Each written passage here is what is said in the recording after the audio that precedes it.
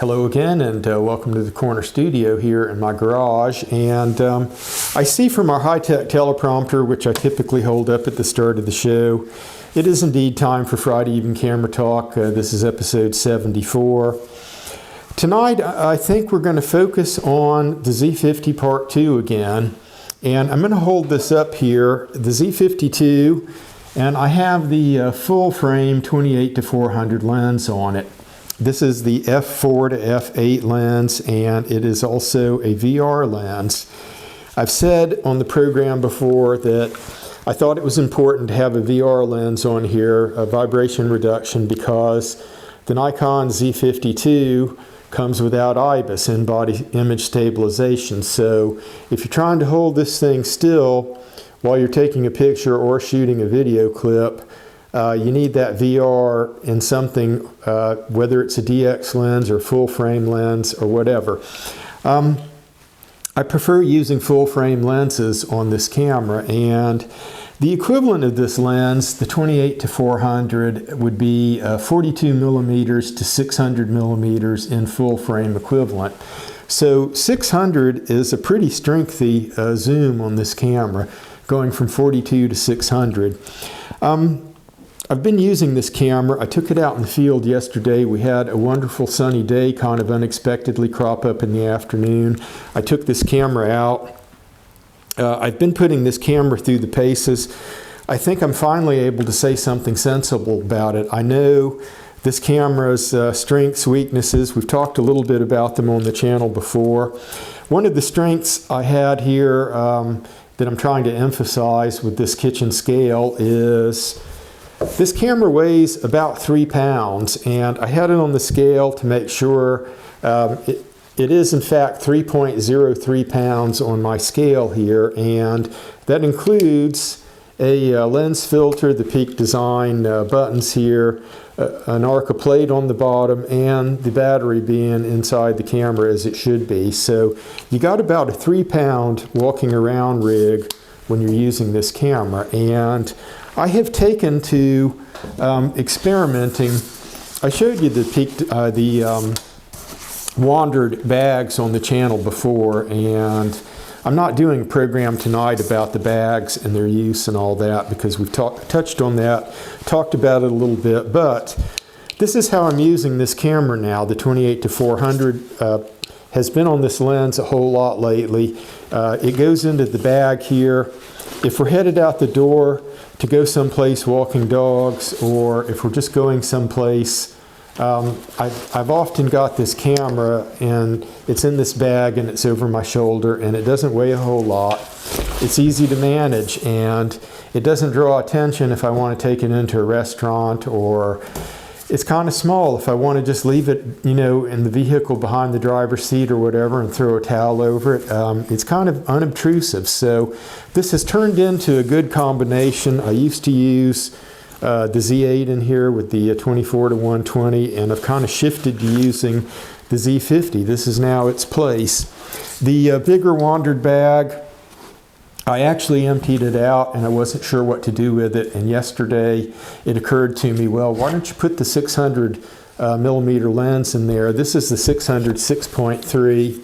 I was out in the field, as I mentioned yesterday, and I was testing the 28-400 on the Z50ii, and I was testing the 600 6.3 on the Z50ii. So I tell you what, before we just dive in too further in this video, let's take a break here. I'll run the clip on my experiences out in the field yesterday, and you'll see the samples shooting with the 28-400, and then we'll be right back. So as you can see, we're not in the corner studio right now. We're out in an area of Skagit County that's called East 90. It's a popular place for birders. There's some state lands nearby, and East and West 90, I have found in the past, it's a great place to catch up with some of these flocks that are migrating, the swans, the snow geese. Out here, particularly at East 90, we've often got raptors. So I'm going to get set up and do a little bit of testing. I've got the Z50ii and the Z8 also with me today, and we're going to see what we can come up with.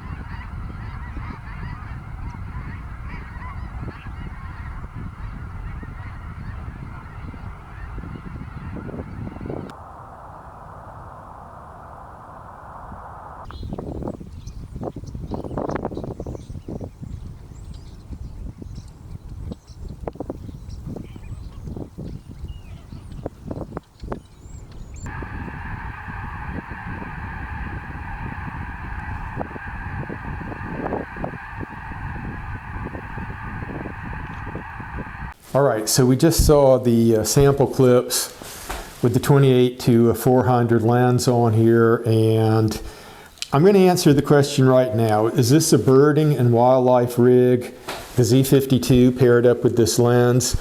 The Z52 is about a $907 camera body, something like that, $907 or $8. The lens right now has been on sale. I think it's $9.99. So you've got, with the sales tax, about a $2,000 rig here that I'm holding. Is this a really smart birding and wildlife camera? I think so. Now, there's some drawbacks. We'll walk through those drawbacks. First off, I'm used to a better viewfinder on a camera. Now, the Z30, which I ended up getting rid of, did not even have a viewfinder. This viewfinder is functional, but I find it to be way less than, obviously, the Z8 or the Z9. The Z6 II that I previously owned, we had a pair of those. The wife and I both shot Z6 IIs side by side for, geez, I don't know, a year and a half before we moved into the Z8 and the Z9. Way better viewfinder on the Z6 II. If viewfinders are important to you, rather than necessarily size and weight, I'd say look at a more sophisticated, more expensive camera. I find the viewfinder functional, but I'm not ready to praise this viewfinder. And you have to keep in mind, this is the viewfinder that you get with a $900 camera body. So if you keep that in mind, I think the viewfinder is satisfactory. But I know there's this feeling when I'm using the viewfinder, this is going to look better when I get home and I look at the files on the computer. And it's the new battery here was kind of touted. This is a gray battery. It's the EL25A. I think the A distinguishes this from the other battery, which was brown.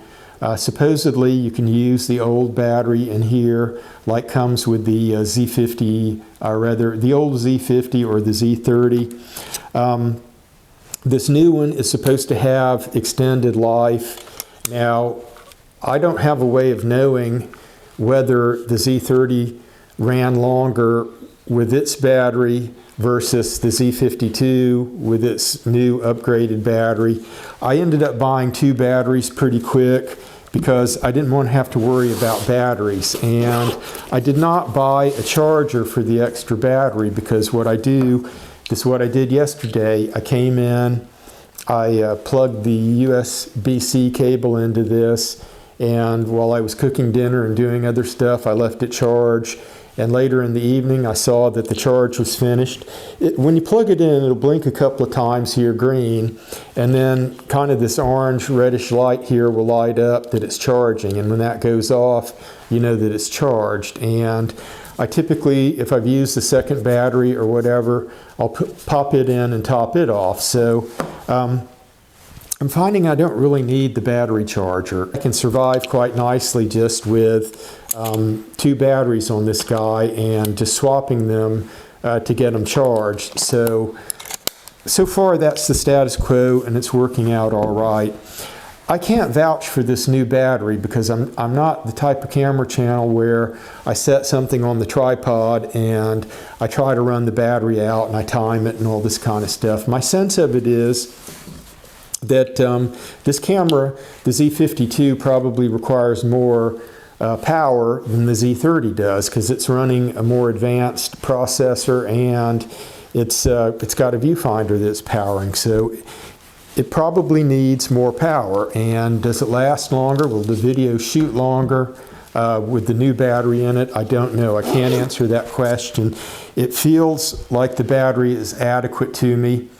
Yesterday when I noticed that the battery had ticked down a little bit, I just put my fresh one in because I knew I was only going to be in the field at that point for another half hour or an hour. I didn't want to be worried about the battery, you know, suddenly going off and catching me, so I just put the fresh one in and problem solved. I will say one more thing about this camera that I didn't even know when I started using it, but if you recall from previous video, I did a test with this camera where I tested it against the Z8 in DX mode, and I was having trouble even doing the arithmetic between this camera and full frame, and I was adjusting the Z8 focal length to try to match this camera, and they weren't matching. It was kind of vexing me why that was. I couldn't really explain it, and I learned later just from using it.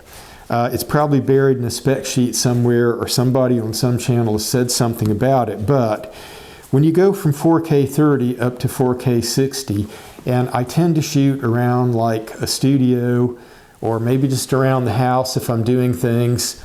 If I go out in the field and I've got birds flapping or maybe deer running off or whatever, I'll be shooting in 4K 60. That's my normal setting out in the field. And when you turn this one from 4K 30 to 4K 60, it crops in again, and I wasn't expecting it, and that's why the recent tests that I did, the focal lengths looked like they were a little bit off, even though I was striving to try to make the equivalent, and it caught me unexpected. That's not a big problem, particularly if you're shooting at 400 to try to get to 600 full frame equivalent, and you're getting just a little extra crop. I'm not sure if that's a bad thing, really. On the upside, I think that the big favor of this thing that I can say about the Z52 is its video output is better than I expected. The autofocus, I think, is better in this camera than the Z30. I think it has better programming. The focus in this camera may be better than the Z6 too. It's a newer generation. It has a better processor in it. It also has bird eye detect in it, which I have found useful using it. Are you going to be able to hold this camera still for pictures? Yes is the answer. If you're taking pictures, you probably don't even need a tripod for this camera. If you're shooting a video segment and it's pretty short, like you want to shoot a video of a bird for 15 seconds so that you can get maybe 5 seconds in the center of the video that's still to trim each side, probably you'll be able to hold this still just without a tripod. But if you're shooting for very much longer than that, you're going to need a tripod. I can't hold this still for video of any length of time, hardly, without having it on a tripod. Let's move on. Let's put the 600 clips up, and then we'll come back and we'll talk about them.